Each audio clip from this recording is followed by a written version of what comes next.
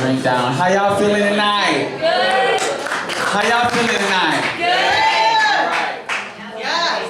Yes. So, I wrote this on the road from Long Beach back to California. Back to Fresno. I said back to California. Oh my God.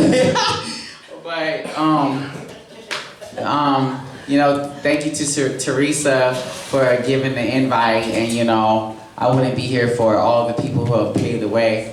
Shout out to Dominique, I love you. Hey now. Say now, gang gang. But I have a new poem, and it's called "You Have the Right to Remain Silent."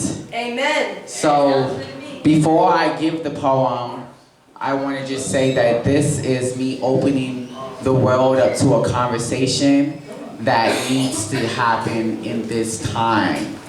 I think that for so long we've dealt with the system of disclusionism rather than inclusionism. And I think that it's about time to say something that has meaning. There's this false paradigm that exists in the world that millennials do not have anything to say. So I'm here to refute the sentiment by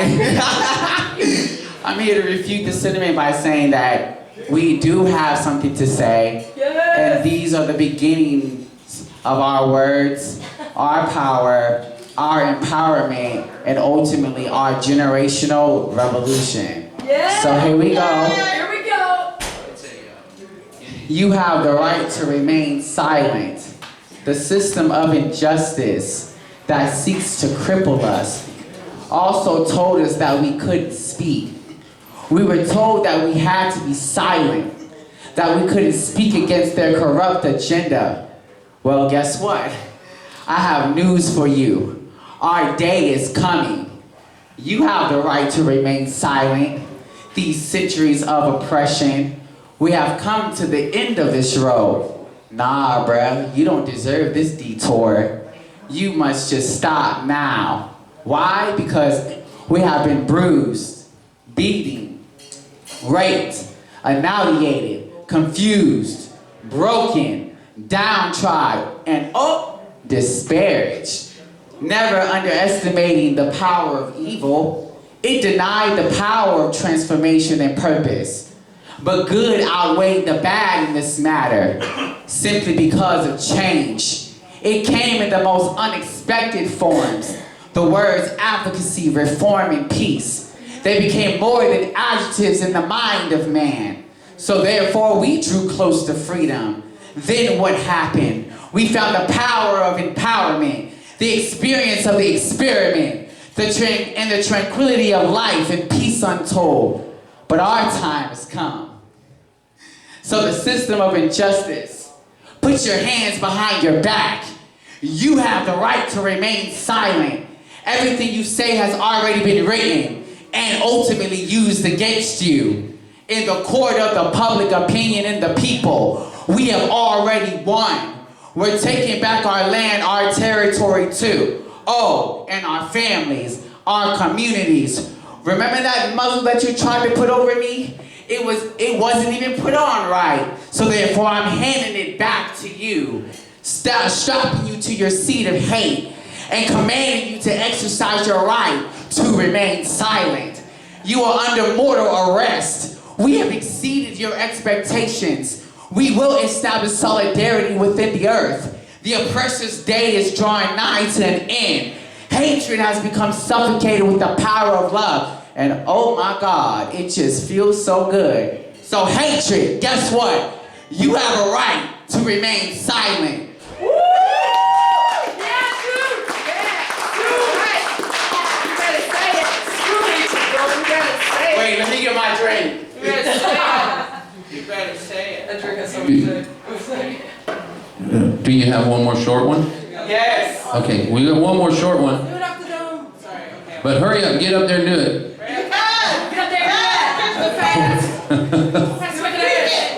Well, they called for an encore, so therefore I'm back.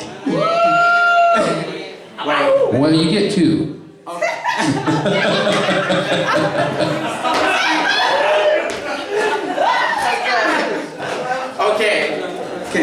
drink a little bit of my drink. Is that okay? Because I'm really nervous. That's okay. You are doing great, You bro. are. Don't be nervous. You're at the Tuesday Open Mic, where everybody's welcome and every skill level and genre is welcome. You know what? You can just So that was a little aggressive. So I got one to bring it down a little. All right. And it's, ooh, oh my God. This means, I would just want to let y'all know that this moment right now, while I'm looking up the poem, this moment really means a lot to me.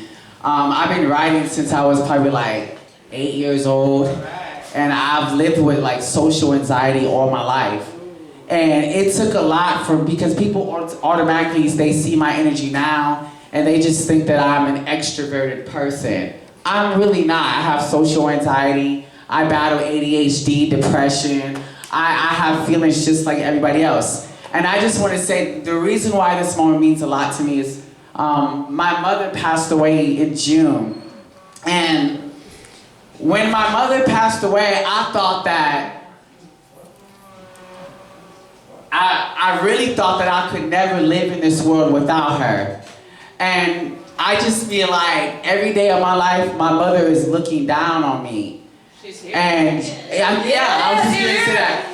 I feel like she's just here right now. Yep. And she's just smiling. So I just want to say to everyone who is grieved, oppressed, upset, discouraged, downtrodden, and disenfranchised, that if I can make it with the worst possible grief in the world, there is hope for you. Yes. There is hope for you. And that's really the message that I'm seeking to portray. And a little bit of encouragement: you are loved, you are needed, you are special, you are gifted, you are empowered, you are focused, you have agility, you have determination, and you will make it. You're gonna be okay. Because after you do everything to stand, you will continue to stand. All right. Dude, I love you. So, here it goes, the last one. And I wrote this when I was actually living on the East Coast. So this is an old school for me, this is a classic throwback. But here we go. Let's scroll.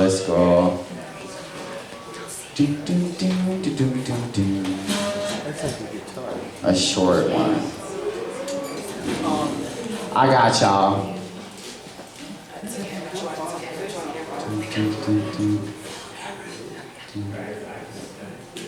Okay, this one's called The Crisis of Who I Was. So, I once was in a polygamous relationship with lies, deception, and manipulation. They kept coming out of nowhere, seeking to control my life. Each time I thought I had broken away, then I turned around and I got sideswiped. They told me that I didn't know who I was and that I would be nothing without them.